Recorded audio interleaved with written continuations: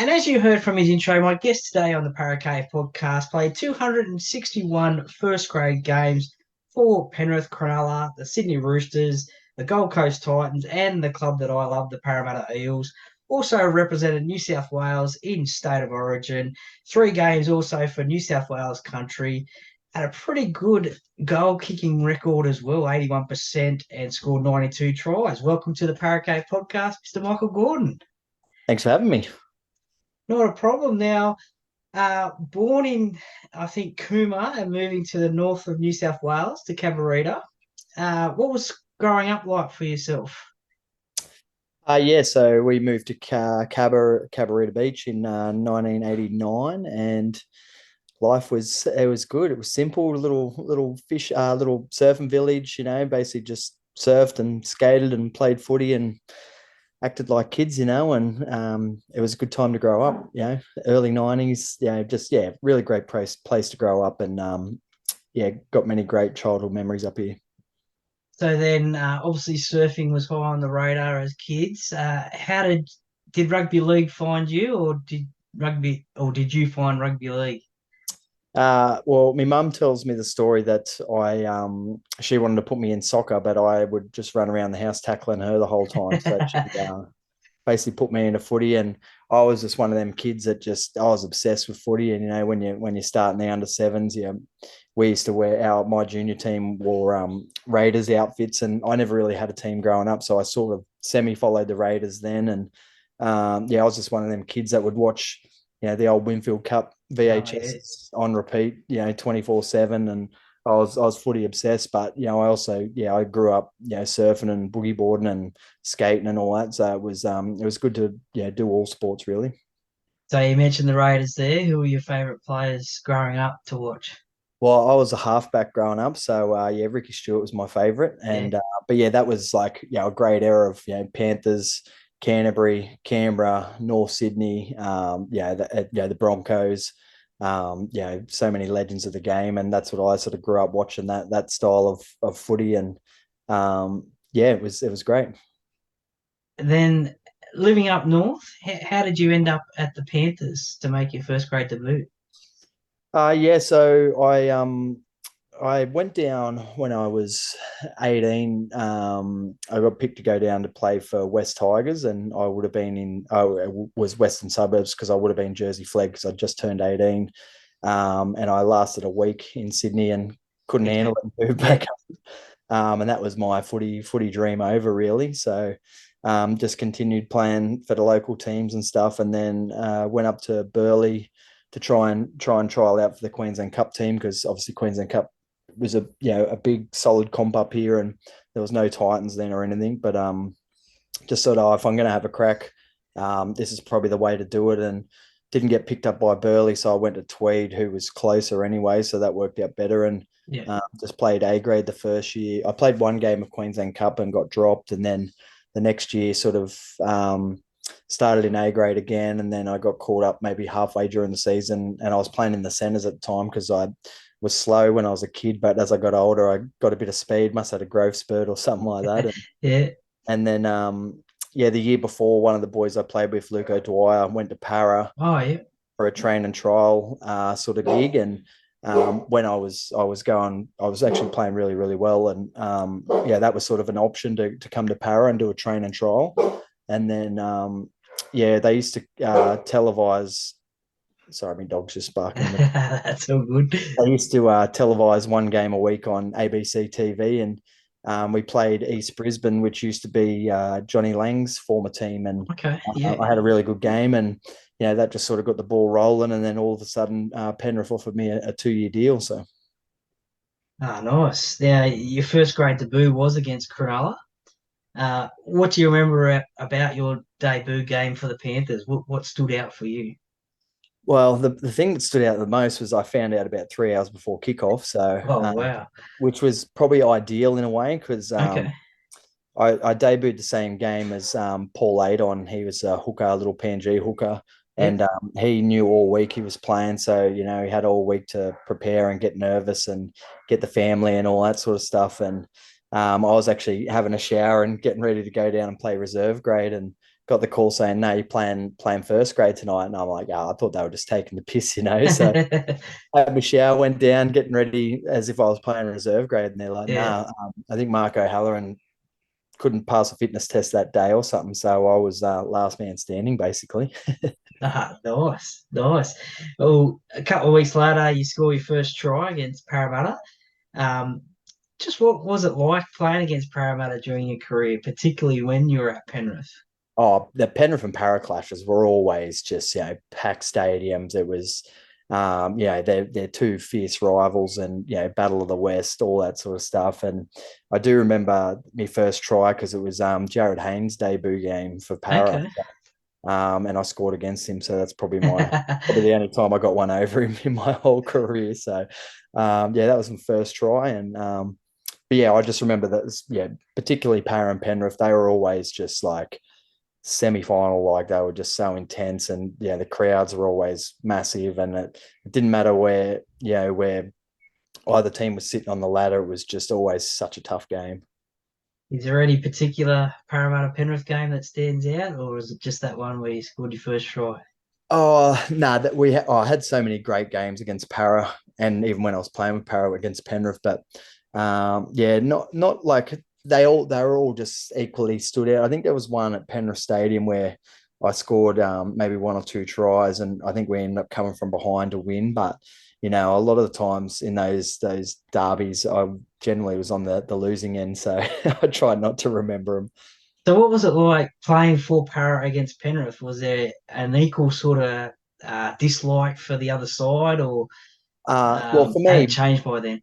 as a player, like, I don't dislike anyone really. So, but it was more, the supporter bases and the way it's sort of drummed up as the Battle of the West. And then obviously, I'd played plenty for Penrith against Parra, and then I had one season at Parra, and then against Penrith, I could still feel the rivalry and all that sort of stuff between the two teams. But for me, it was, even though there are more intense games and all that sort of stuff, for me, it was just another game. But I Okay. always loved it, whatever side I was on. Yeah, for me, a Parra fan living in Penrith, that's my favourite game of the year at Penrith Stadium. So I could imagine. love it, love it. Now, you sort of had a bit of a rough time cracking it for first grade in those first 5 years at Penrith, but then you played some pretty consistent football. Did you think then that once you started playing that consistent footy that you had made first grade sort of thing? Yeah, I think it's one of those things. It's like, whether it's 50 or 100 games, I was happy to play one, and then, I played 108 for Penrith. So, um, it wasn't until, probably well over 50 games where I felt like an established first grader finally, sort of thing. And, probably wasn't until I hit 100 where I'm like, oh, I'm seeming to make a career out of this sort of thing. So, the dream was to always play one, and I never thought Yeah. that was going to be possible. And then, I just tried to appreciate every game I got because I had plenty of injuries along the way, and you never know which ones you last. So. Well, just before we get the state of origin, 2011 and 12 were pretty tough years for yourself, as you mentioned just then, injuries, including an ACL. How did you get through that, both mentally and I suppose you had a good support network around you? Yeah, so so 2010 I played game three of Origin, and then I come out of that series at Penrith, and just my form just went through the roof. I was playing some of the best footy of my life, and then 2011 I pretty much started in the same form, and just felt like I was just the game was different then to what it is now, obviously, but I just felt like I was just playing really well. And it was the week that the Origin teams were getting selected, and that's when I done my ACL. So that was not saying I would have got picked, but I was in better form, if Yeah. anything, to give myself a chance. And that one was hard to. It was it was weird because it was like round 10 or 11. And then I knew with the ACL, you're sort of looking at 6 months straight away. So, Yeah. well, that puts me at the start of preseason, so I could sort of do the whole rehab process, and then when preseason starts, I'll have a full preseason under my belt, so then I can start 2012 like flying. So, and then that was the start of 2012. So like I said, I just come off the ACL, had a great preseason, had two really great trials, And then it was round one, like 20 minutes into the game, got a broken leg. That was real hard, that one, because first game back and I was off contract and all that sort of stuff. Phil Gould and Ivan Cleary had just come to the club, and just those things sort of, when you're on the sidelines can certainly have negative effects on you. But Yeah. with the ACL, when I first done it, my son was a month or two old, so I basically sat on the lounge with him every day. So it was the Bit silver of a line. bonus. Yeah, so for me it was as bad of an injury as it was, I couldn't have timed it better in that sense. So just spent every day with him and a lot of time with him, which was great. And then the 2012 one was just harder mentally, just because of, like I said, all that off contract stuff, new coaches, new CEOs, all that stuff. But then I'm always a pretty positive person and I try and see the best out of everything. So once I sort of got past that initial stage, I was pretty good. Well, let's go back to something positive, the state of origin. And as you said, 2010, you made game three in Sydney. Did you ever think that you were going to play state of origin? And was that a goal of yours, or was that just something that you thought, if I play good, I might get a chance? Oh, a bit of both. I think, as a kid, you want to play for the Blues and Australia sort of thing. And, and I could have played for New Zealand because my mum's a Kiwi, but Okay. I sort of felt like I would have disrespected the New Zealand jersey if I did, because, some players, do it from their grandmother's side or whatever. And I had a genuine claim because my mum's a diehard Kiwi. Yeah. But I just felt like I wanted to play Origin. I never thought it would have happened, but I just, and then that was in the middle of Queensland's dominance of 8 in a row or whatever. So every time you'd watch the Blues lose, you'd just be like, oh man, put me in there, or I could, and everyone thinks they can do better, and we lost, of course, but but just one of those things. It's like you always dreamed of it, and even though it was a dead rubber for me, it was still the pinnacle of footy, and just and the intensity and the speed and everything. It certainly lived up to every expectation I had. Now, obviously, it's a massive achievement to make state of origin. Unfortunately, you only played one game.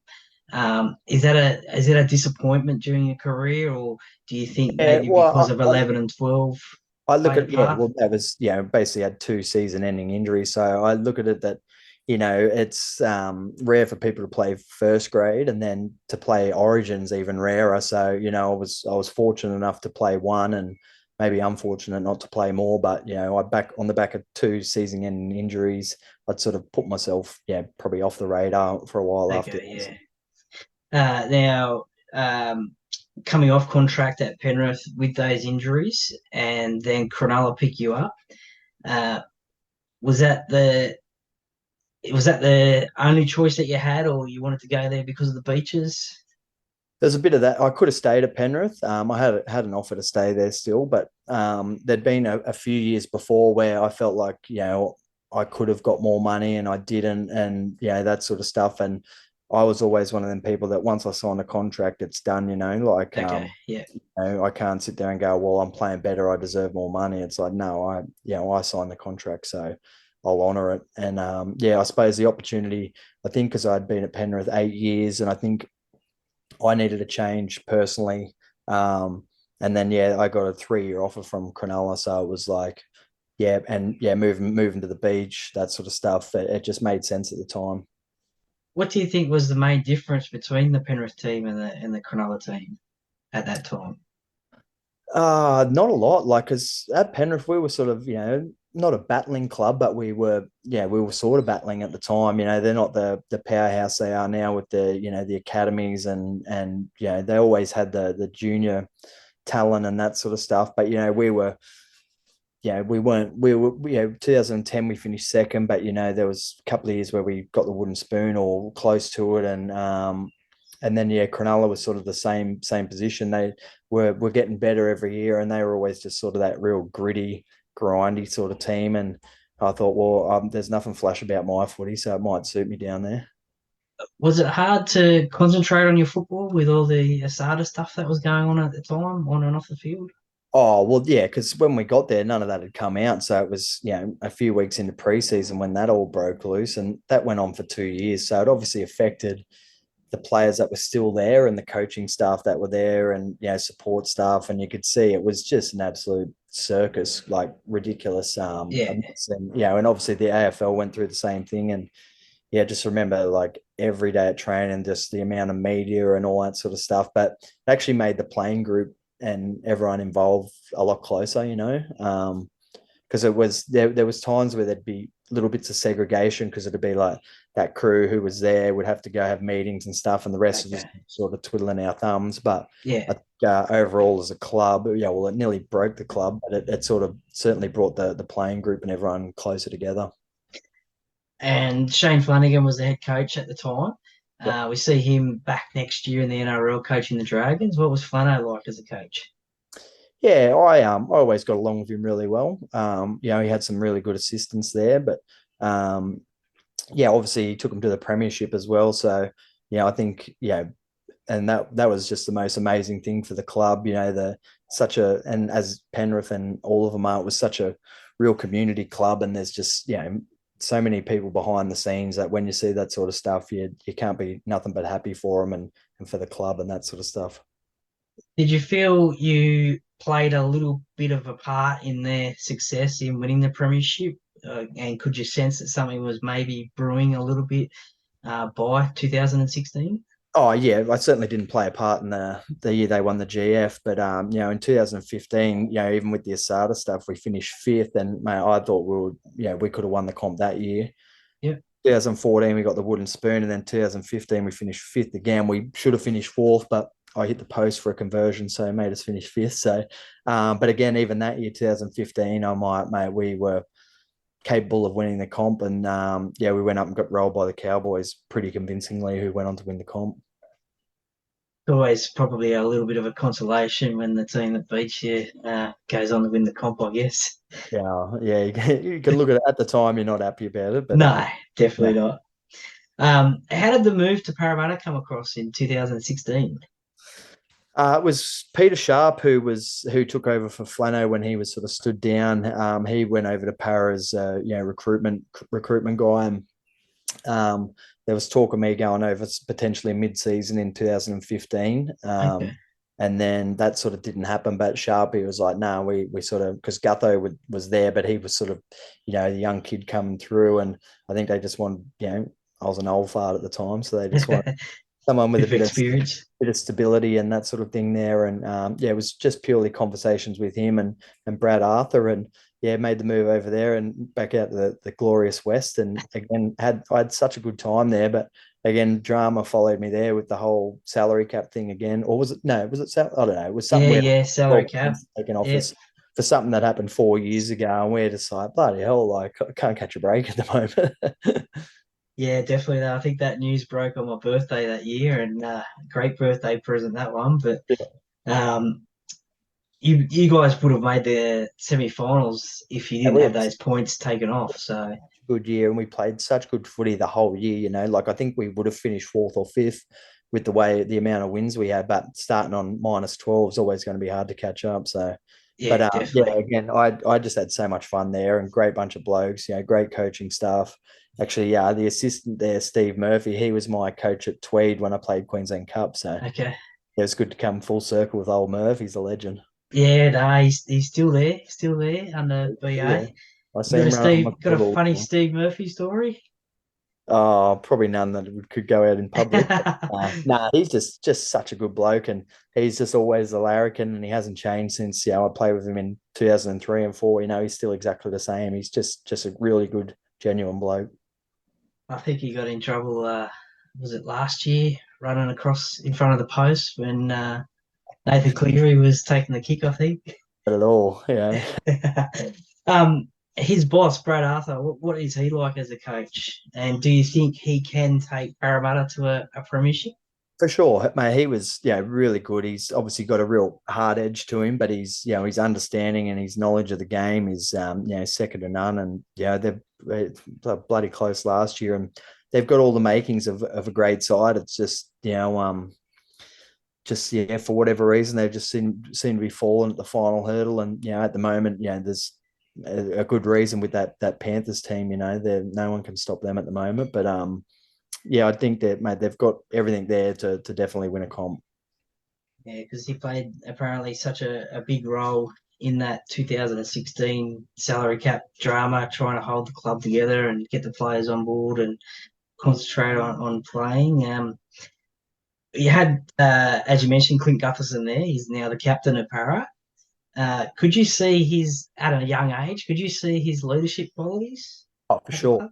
Yeah, they don't call him the king for nothing, mate. Especially, I notice a lot of that stuff in preseason when it's just a grind and it's hard work and then even on the field, his work rate, his effort, his energy, his desire, his competitiveness, it's all there. And it was there from the day I walked in there, and he's just such a good bloke as well. So he's the perfect captain for that team. That last game at Parramatta Stadium versus the Dragons, was that a special game to play in before the stadium got knocked down? It was, and for me, I only had 1 year at Parra, but I everywhere I went, I fully embraced it. Like if you go there kicking stones, you're gonna have a shit time, and I went there and fully embraced it. And, we had a million challenges thrown at us, but I scored a try in that last game, so I can. That's my little claim to fame there. So Yeah, no, it certainly was a cracker of a game. I was there, and um, one of my favourite tries is, I think, Bevan French's try. I think Tucker kicked it inside, and then uh, yeah. and yeah, he went in. But you were Parramatta's top point scorer that year. What are your favourite memories of playing at Parramatta? Oh, I just think the history of Parra. Like I said, I was born in '83. Great year for Parra. So watching early days of footy was Sterling, Kenny, Cronin, the Parra, dominance. Them and the Bulldogs in the '80s, obviously, and obviously Manly were right up there. But them two clubs won all the premierships in that decade, and just the history of the club. And again, like I said, I bought into every club I went to. When I was at Penrith, I thought I was going to be a one club man, but it just sort of never worked out that way. And then I ended up turning into be getting to play for a few clubs, which you can look at it both ways. But for me, I got to experience just so many different staff and players and coaches and sort of communities and all that. So I sort of look at it all in a positive way.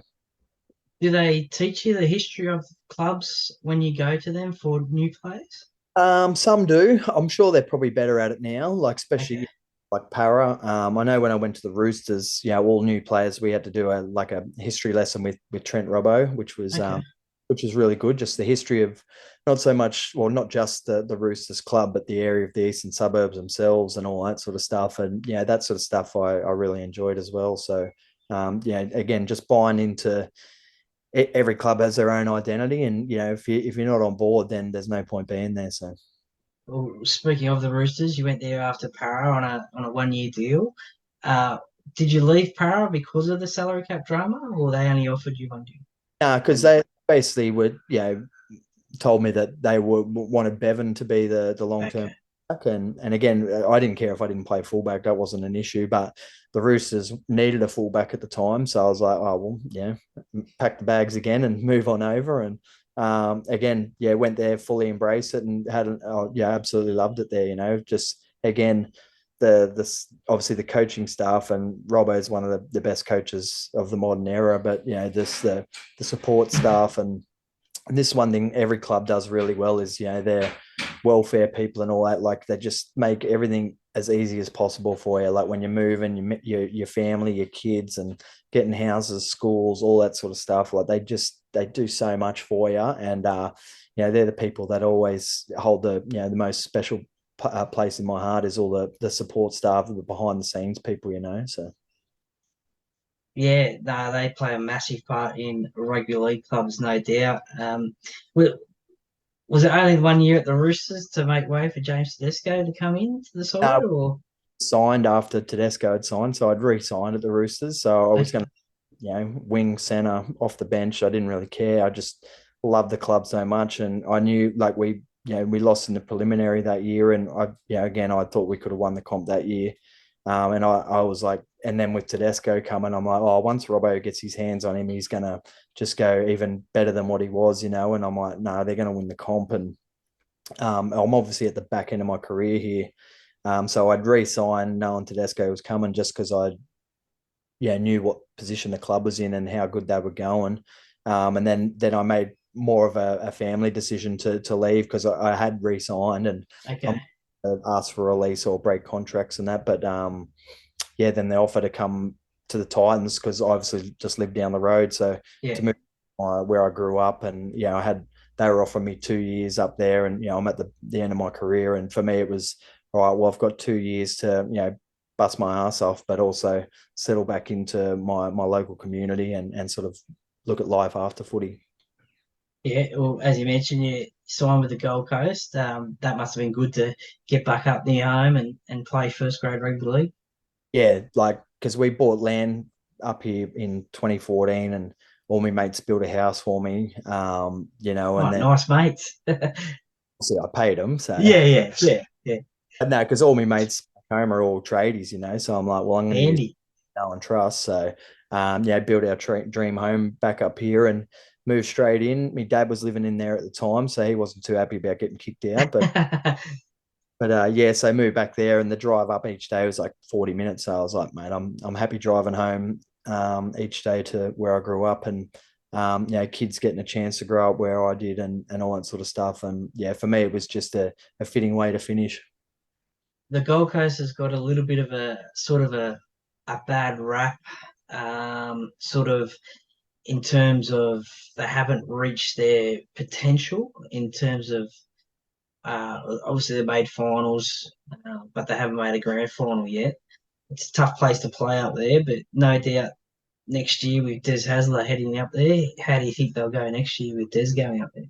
Yeah, well, I thought when Holbrook signed, he was going to be the one to take him to that next level, and then even the decision this year for him to get stood down and Desi coming in, I'm like, that's the best kept secret in rugby league, because not even a whisper of Yeah, it. So I sort of thought he was under pressure, at the end of the year if they didn't make the semis or whatever, and it's obviously a brave call from the board and the CEO and all that, but you got someone like Des with his resume, then if he can't get the best out of him, then who else are they going to get really? So, but yeah, they're, no, it was a bit, yeah, they're great facilities. They've got great talent. I sort of see some similarities with the Broncos. Like they're a real young team. They've got a young pack, great outside back. So if they can all stick together for a few years, then they can really be a powerhouse.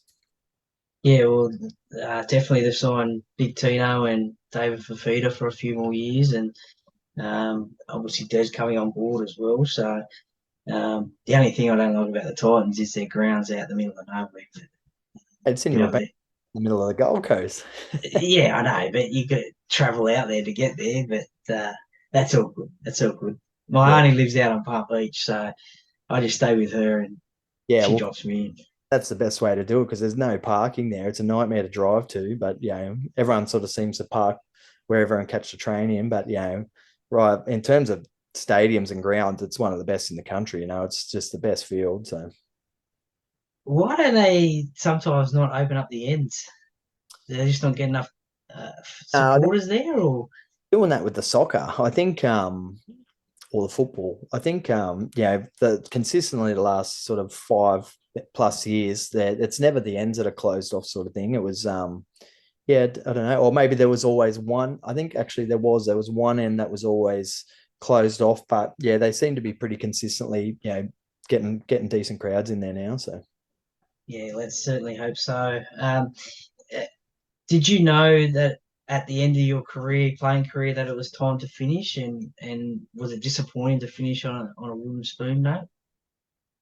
disappointing in that sense, but I was 36, 37, and I've had 12 surgeries over my career. Like body fitness wise and everything, I still felt fine. It was more the game day, just like, not so much anxiety, but just knowing that I'm about to put my body through hell for 80 minutes, that was starting to wear thin, and then having all the, AJs and all them kids coming through, I might, I'm all I'm doing is slowing the team down really. So, Yeah, I had a couple of random injuries at the end there too. So it was just like I think it was my body saying, mate, it's time to give it up. time.